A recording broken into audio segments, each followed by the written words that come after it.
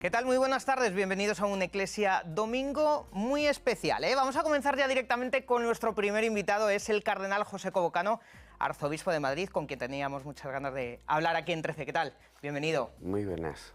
Bueno, digo, bien, teníamos muchas ganas de que nos acompañase aquí en Eclesia en 13. ¿Cómo le ha cambiado la vida, no? Rápidamente, digamos así, arzobispo de Madrid y desde hace muy pocos días cardenal de la Iglesia. Sí, esto ha sido vertiginoso. Yo todavía no me lo voy encajando. También es bueno que sea todo rápido, o sea que así vamos entrando ya a trabajar directamente. Sí, pero han sido unos meses intensos, también de ir asumiendo, unos meses también de ir recibiendo muchas muestras de afecto, ¿no? Yo creo que también en Madrid y luego ya en el resto de la Iglesia uno ve que la gente vibra mucho con las cosas que pasan a la Iglesia, ¿no? Y eso es bonito, o sea, el recoger ese afecto de la gente a la Iglesia es casi como el primer botón de muestra que me llevo de estos días. Obispo auxiliar de Madrid, el Papa Francisco le nombra arzobispo de Madrid, inicia su ministerio episcopal y al día siguiente el Papa Francisco da la gran noticia después de rezar el Ángelus ahí en la plaza de San Pedro, que le iba a crear cardenal, exactamente. Pues sorpresa, nada, supongo. yo creí que era una broma. Digo, estos son algunos de los amigos que me están gastando la broma, porque la verdad es que no se esperaba. Acababa de celebrar la misa de inicio del ministerio, que fue el día 8, ¿no? Y todavía llega un momento que estoy para celebrar la Eucaristía del domingo, en la primera que iba a celebrar. Como Además estaba lejos, no estaba en Madrid capital, ¿verdad? Estaba en un pueblo. Estaba en un pueblecito. El más lejano. El más lejano. Y entonces, bueno, pues estaba pues, ya hablando y llego al pueblo y empieza a sonar el WhatsApp, que esto siempre es un dato de que pasa algo. Y cuando veo que mensajes, felicidades, digo, pues estos son los rezagados del día anterior, que todavía lo están felicitando, pero cuando me llaman de Roma, ya sí, en ese momento sí cojo el teléfono y fue cuando me quedé un poco perplejo. La verdad es que ni me lo esperaba, claro, y tenía que entrar inmediatamente a la misa, así que la misa me sirvió un poco de almohadón o de shock para poder ir haciéndome a la idea de lo que allí había sucedido. Claro, hace ya algunas semanas, ¿verdad?, que recibió esa birreta cardenalicia. Aquí tenemos esa fotografía de ese momento, que además lo vivimos aquí en directo en 13, ese sábado por la mañana. ¿Cómo lo vivió usted? ¿Qué sensaciones tiene después ya a toro pasado, digamos? Bueno, pues fueron, yo creo que son momentos intensos. Hay momentos, yo cuando voy a las confirmaciones de los chavales en las parroquias, que se ponen muy nerviosos porque dice, yo siempre les digo, vosotros tranquilos porque no tenéis nada que hacer, simplemente dejaos hacer, ¿no? Pues yo creo que fue la experiencia que tuve allí, ¿no? Yo no estaba tan nervioso, simplemente es una experiencia de dejarte hacer, ¿no? Porque es una celebración muy solemne y es una celebración muy para dejarse hacer, donde lo que prima es la cercanía del Papa por un lado, ¿verdad? En ese primer momento, el envío donde luego es muy significativo y muy largo el abrazo a todos los cardenales, a todo el colegio, donde uno va viendo a unos o a otros, te van diciendo lugares donde son, que dices, ¿dónde estará esto? Porque ves la universalidad y se termina ese momento con el abrazo del pueblo de Dios, ¿no? Que es el momento del calore que llaman, que es el momento donde la gente va y te abraza, ¿no? Y te felicita y te cuenta sus cosas. Bueno, pues es un momento muy de sentirte arropado, de sentirse uno abrazado y de dejarse hacer, que yo creo que eso es un poco también el cantus firmus desde el principio, ¿no? Es decir, bueno, pues uno se deja hacer y la Iglesia le va haciendo a uno. ¿Qué habló con el Papa Francisco? ¿Qué fue lo que se dijeron? Porque además luego usted participó también en ese inicio del sínodo, en esa Eucaristía también, le saludó, también vimos ese momento, como al final se acercó a todos ustedes y les volvió a saludar, ¿no? A felicitar. ¿Cuáles fueron esas palabras del Papa? Bueno, fueron de felicitación, de preguntarme cómo estaba, y de lanzarme, ¿no? Diciendo, bueno, pues ánimo y ya hablaremos, ¿no? Quiero decir que pues son momentos muy intensos y también con alguna broma que otra, porque él siempre bromea en esto, ¿no? Diciendo que si me sentaba bien la birreta o no me sentaba bien. Enseguida vamos a hablar también del sínodo, porque creo que es un momento muy importante para la Iglesia, que no está exento de polémicas que generan unos y otros, pero le querría preguntar también cómo lleva usted eso de que le etiqueten, es decir, a usted le nombra el Papa Francisco, arzobispo de Madrid, de un lado dicen unas cosas sobre usted, de otro dicen otras cosas. No sé. Pues bueno, yo creo que de todos, eso es bueno. Yo creo que cuando dicen unos y otras cosas y otras, quiere decir que estás haciendo algo, ¿no? Y que por lo menos tomas posición. Yo la etiqueta siempre he dicho cuando dicen, ¿tú de qué eres? Digo, pues yo soy del Evangelio. Y lo que intento es ser fiel al Evangelio y hacerlo con la comunidad y con la Iglesia que se me ha encomendado. Eso es.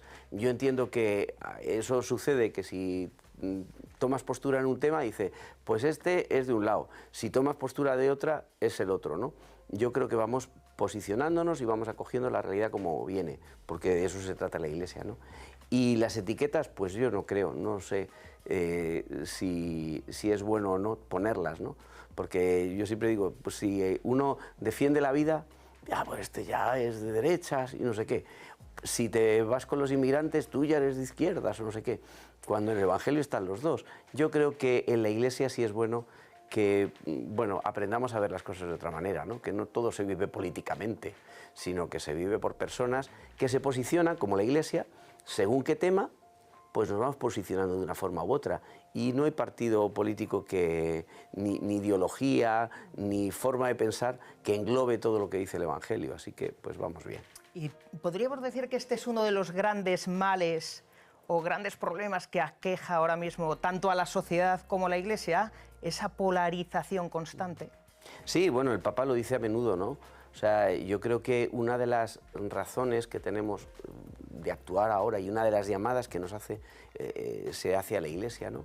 Es a atender una sociedad que cada vez nos dividimos más. Y ahora vienen las guerras. O sea, estamos en un momento ya desde dentro, ¿no?, de la crispación y de la polarización máxima, ¿no?, donde todo es bueno o malo, donde tú eres de este o de otro, donde yo soy de este o de otro, ¿no? Yo creo que lo bueno es que la fe, en vez de poner etiquetas, la fe pone personas, ¿no? Y nos hace por lo menos capaces de ver a la gente desde la fe, no desde las ideologías o desde mis razones, ¿no? Entonces yo creo que si algo tiene que hacer la Iglesia ahora, y yo estoy convencido, de dar un mensaje, de decir, hay otra forma de vernos, ¿no? Y hay otra forma de ver a la gente. En el fondo somos personas y en el fondo no todo es así, no todo es blanco ni negro, ni de un lado ni de otro. Pero efectivamente que nos fuerzan y que esto es un virus, ¿no?, que también se nos cuela en la Iglesia porque estamos en el mundo, claro. Hace poco publicaba, me parece, una carta pastoral, una especie de, bueno, con guía, con líneas guía, digamos así, para este próximo curso, ¿no? ¿Cuáles serían los ejes principales? Pues no he querido ser una carta pastoral así al uso, larga, sino yo este año sí lo hemos planteado también aquí en la Archidiócesis de Madrid como un año de darnos cuenta de lo que tenemos, ¿no?, y de las cosas buenas que tenemos y disfrutar de ellas. Pero así como ejes o perchas donde colgar todo lo que tenemos, yo creo que hay una línea que es el aprender a descubrir nuestra vocación bautismal, es decir, ¿por qué estamos aquí? Ante la polarización y las cosas que tenemos en el mundo, ¿por qué estamos aquí? ¿Quién nos ha llamado? Y descubrir cada uno que es llamado por Dios. Y desde ahí, bueno, pues ir viendo laico como laico, qué función tiene y por qué no, y qué puesto tiene en la evangelización y qué responsabilidad, ¿no? Que eso es muy sinodal ahora mismo, que está muy sobre el tapete. Bueno, pues la vocación bautismal y la formación y el descubrimiento de la vocación en cada uno, que cada uno tiene sitio en la Iglesia porque es llamado por Dios, no porque tenemos que pelear por ello, ¿no? La segunda línea era, y es una línea de el trabajar la comunidad cristiana, ¿no?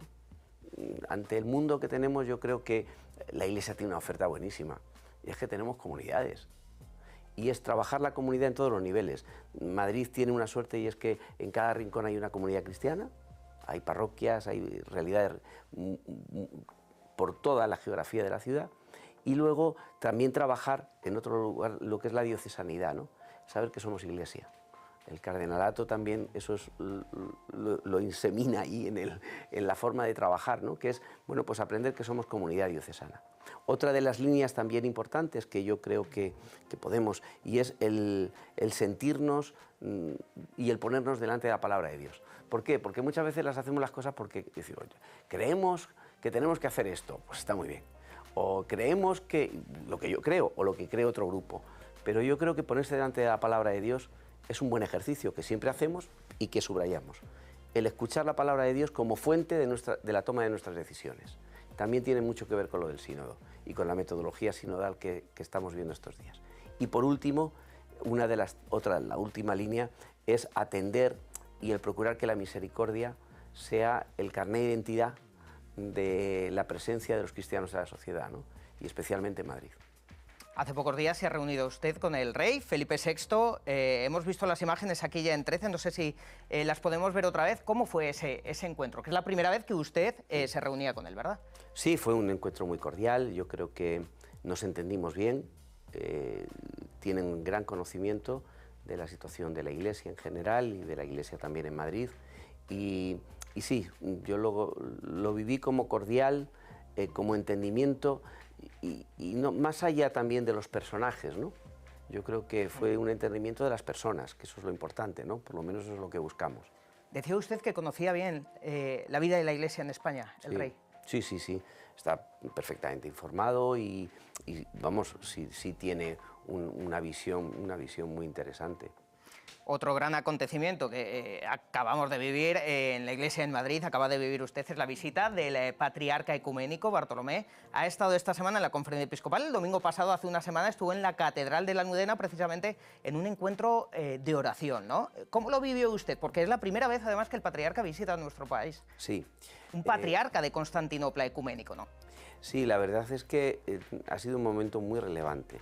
Yo creo que hay, para el ecumenismo y el acercamiento entre las iglesias, hay pequeños pasos muy importantes, ¿no? Y que a veces pues, no se ve con mucha relevancia, pero el que un patriarca venga a Madrid, que quiera visitar Madrid, que quiera visitar su catedral que tiene aquí en Madrid, el que quiera también rezar con la comunidad católica, ¿no?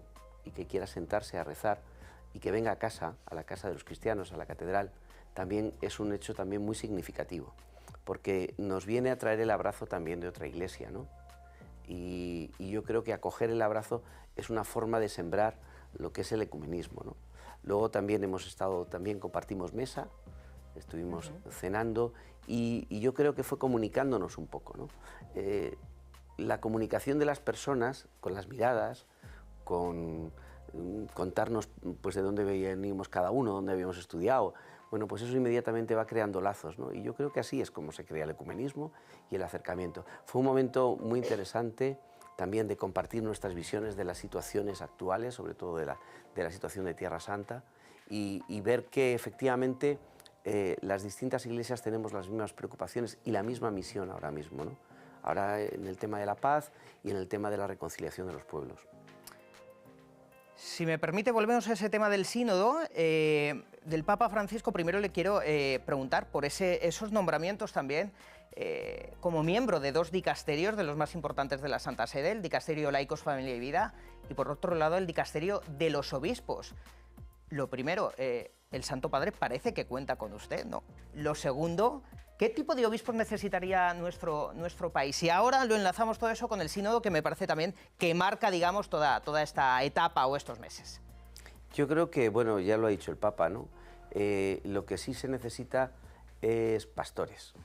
Es un momento de pastores.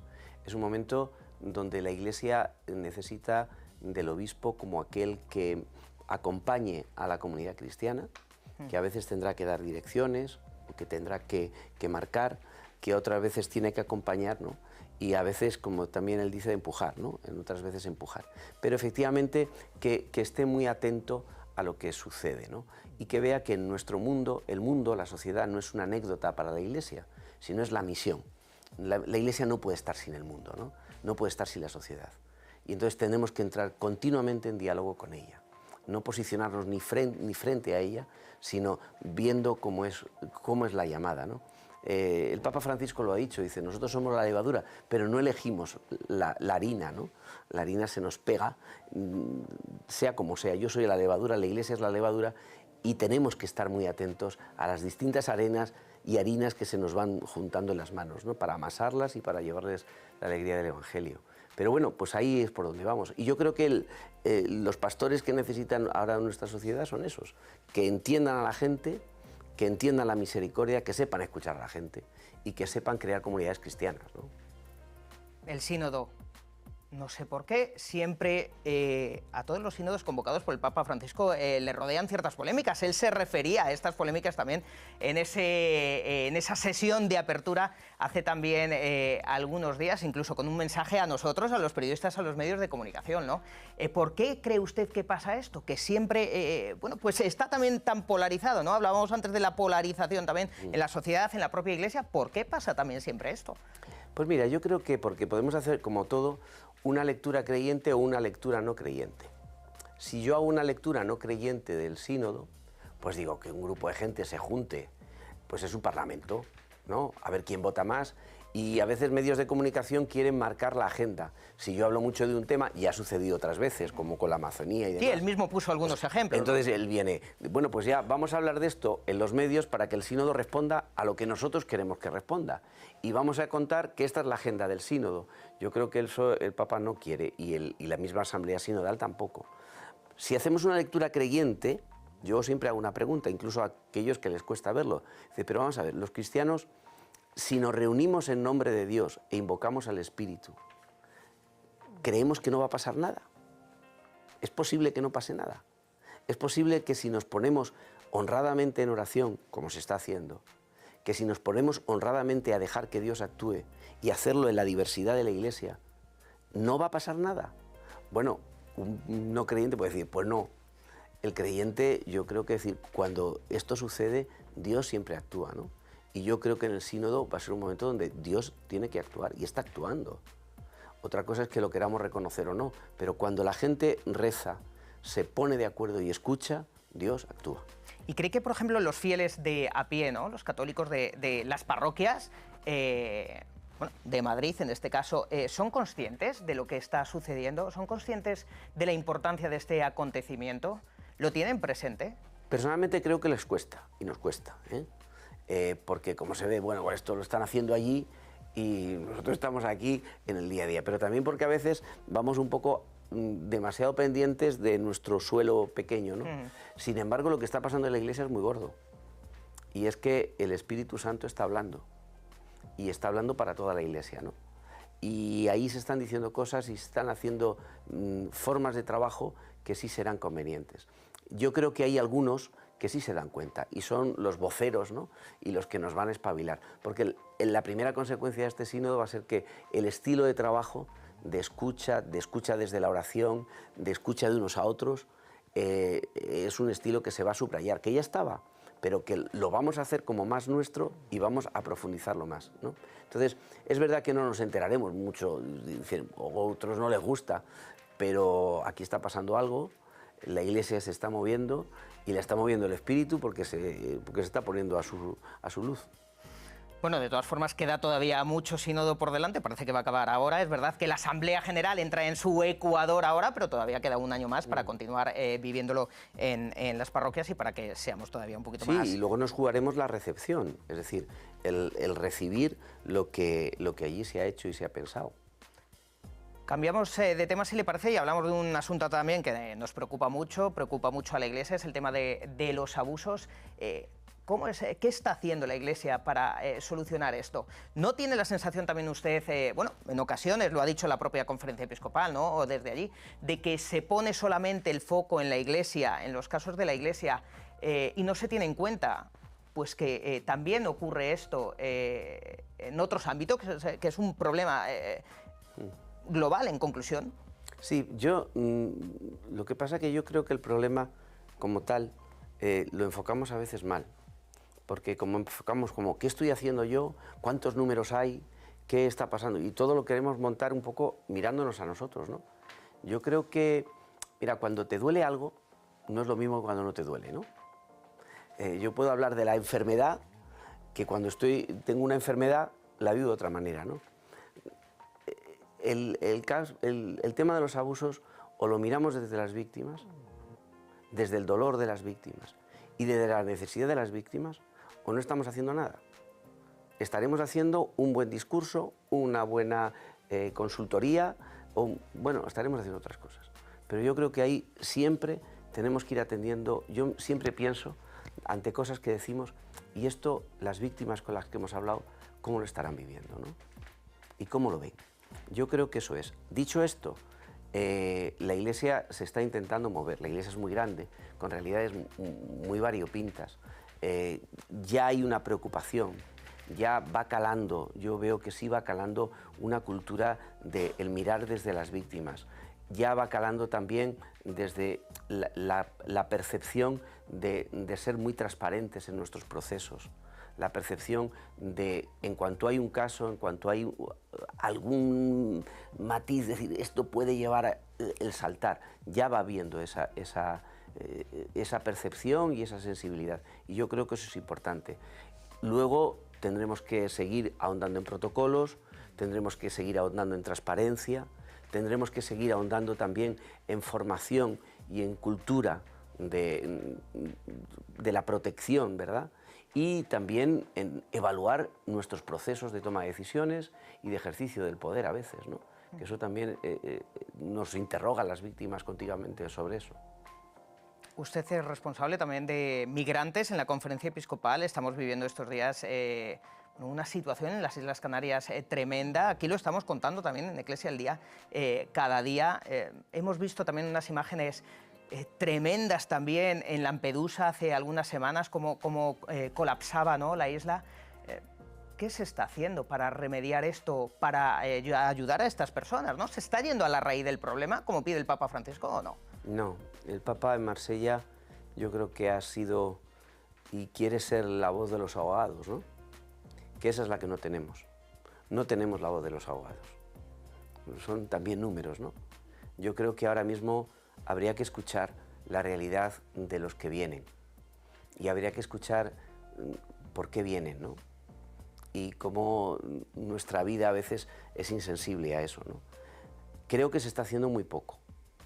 La sensibilidad va aumentando, pero ni Europa quiere establecer corredores humanitarios de una forma sensiblemente alta, no. Ni las políticas migratorias europeas están respondiendo a la realidad de estos países, ¿no? Yo creo que ahí tenemos que implementar mucho más el apostar por una migración segura, ¿no? Donde, como este año también hemos visto y el Papa ha subrayado mucho, donde migrar es un derecho, ¿no? No solo para los que tienen dinero, sino para los que no tienen dinero también, ¿no? Migrar es un derecho y quedarse en sus países también es un derecho, ¿no? Y eso es lo que Europa tiene que ir mirando a la realidad de estos países, porque efectivamente tenemos que, si hemos globalizado todo, ¿por qué no hemos globalizado las responsabilidades? ¿Y por qué en esta globalización hay unos que pagan una factura mucho más alta que otra, ¿no? Pero hay muchos católicos, ¿no?, que no entienden quizá esto, incluso dicen, no, es que el Papa Francisco pone demasiado también el foco en los migrantes, ¿no?, en estas personas. Yo me he encontrado por lo menos con incluso amigos que me dicen eso, ¿no? ¿Por qué, digamos así, les tiene tanto en cuenta a ellos cuando luego, bueno, pues vemos que muchos de ellos efectivamente no se pueden integrar bien, o nosotros mismos no sabemos integrarles? Uno de esos verbos que utiliza también el Papa Francisco en esta pastoral para las personas migrantes. Pues mira, yo creo que es que el problema es que no entendemos que la migración forma parte de nuestra sociedad. No lo entendemos y nos cuesta entenderlo. No se entiende Europa sin migración ahora mismo. No se entiende. En el último foro del Mediterráneo, cuando estuvimos en Florencia, algunos de los alcaldes, que no es gente de iglesia, del Mediterráneo, decían, en la parte sur del Mediterráneo tenemos 14 millones de jóvenes, en condiciones muy deplorables. En Europa necesitaremos en 3 años 7 millones de empleos, que no tenemos. ¿Vosotros creéis que el Mediterráneo va a ser un muro para impedir que... Es que si se están muriendo de hambre. Es decir, yo creo que tenemos que ver y analizar nuestro mundo también desde la responsabilidad de lo que estamos creando y de cómo estamos viviendo. Y si estamos apostando por un estilo de vida, tendremos que mirar también a los que no lo tienen, ¿no? Entonces, que no queramos ver la realidad de la migración como parte y un signo de nuestro tiempo, bueno, pues sería como mirar a otro lado, ¿no? Pero que la migración se va a quedar, claro que se va a quedar, como se ha quedado en otros momentos de la historia, y que dependerá de nosotros cómo afrontemos la migración, pues también se puede afrontar bien o mal, ¿no? Pues yo creo que el Papa lo que está continuamente es implicándonos para que demos alma a un fenómeno que se va a quedar y va a estar entre nosotros.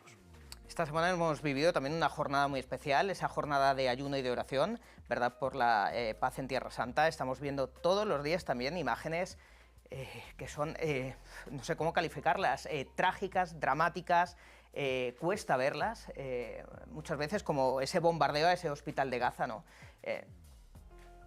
¿Cómo se ha llegado a este asunto? ¿Cómo lo vive usted? Esto es de locos. Es decir, yo creo que a veces creemos que están allí, ¿no? Nosotros, como ahora lo vemos en la tele, pero están mucho más cerca de lo que pensamos, ¿no? Es decir, hay una realidad convulsísima, hay una tensión enorme, y yo creo que tendríamos que, con un poquito de sosiego, el preguntarnos qué está pasando, ¿no? Y cómo también vamos a afrontar estas consecuencias. Y cómo podemos, de alguna forma, la humanidad, cada uno ponernos en actitud de pacificación hacia esa realidad. No echar más fuego, ni ver que como uno lo hacen, justifica lo del otro. Y entonces es como cuando dos se pelean, ¿no? Pues nos quedamos expectantes diciendo, bueno, a ver a quién puede, ¿no? Yo creo que ahora esa no es la postura. Ahora se nos pide a cada uno, pues como dije, pues si puedes rezar, reza. Si otro puede intervenir económicamente, que intervenga, pero intervenir para la pacificación. Si no, esto puede ser una monstruosidad, ¿eh? O sea, estamos hablando de gentes, estamos hablando de víctimas por todos lados y estamos hablando de repercusiones que a mí me preocupa mucho. O sea, yo francamente, esto sí me está preocupando muchísimo. Don José, llega el momento casi de despedirnos. Por desgracia, creo que vamos a tener que seguir hablando de este conflicto eterno, como tenemos aquí puesto. Bueno, pues el Papa Francisco ha convocado una vigilia de oración, también una jornada, otra vez para el próximo viernes. Supongo que la Iglesia en Madrid, por supuesto, como lo ha hecho con esta jornada, se va a sumar, ¿verdad? Convocará a todos los católicos, supongo usted, y animará a seguirla. Pero hoy es el Domum. Yo creo que tenemos que sacar pecho también por nuestros misioneros, ¿no? De los más numerosos, 10.000 misioneros españoles por todo el mundo. ¿Qué significa para usted la misión, por ejemplo? Pues significa primero aprender de lo que hacen los misioneros. Yo creo que es algo mismo. Los misioneros nos tienen que enseñar y tenemos que estar mirándoles y preguntándoles, oye, ¿vosotros cómo lo hacéis? Porque tenemos que aprender a hacerlo aquí. La misión a las gentes es un libro de aprendizaje de cómo tenemos que evangelizar y cómo tenemos que situarnos aquí. Y por otro lado, el agradecerles un montón. Yo creo que nos hacen una iglesia muy buena. Nos hacen ser más buenos. Y yo creo que nos hacen ser mejores cristianos. Y nos hacen que no nos quedemos mirando al ombligo, sino que la iglesia y el mundo es mucho más grande que incluso nuestras diócesis, ¿no? La grandeza del Evangelio y la fascinación del Evangelio nos lleva a ir a donde sea, ¿no? Pues yo se lo agradezco un montón a cada uno de los misioneros, de verdad, porque es como un acicate continuo que dice, bueno, aquí estoy, ¿no? Y tendremos que aprender de ellos continuamente. Yo creo que son patrimonio, ¿no? de los españoles, no solo de la Iglesia, también de toda la sociedad, ¿no? Los misioneros, no solo los españoles, todos los que hay repartidos por todo el mundo que hacen bueno, una labor impresionante y ayudan a tanta gente por todo el mundo. Don José Cobo, Cardenal Arzobispo de Madrid, muchas gracias. Ha sido un placer tenerle con nosotros aquí. Podríamos hablar de muchos otros temas, de muchas otras cosas aquí, así que aquí, bueno, pues ya le invito para otra próxima ocasión, cuando quiera, ya sabe dónde estamos. Gracias, de verdad. Gracias a todos vosotros. Vamos a continuar hablando.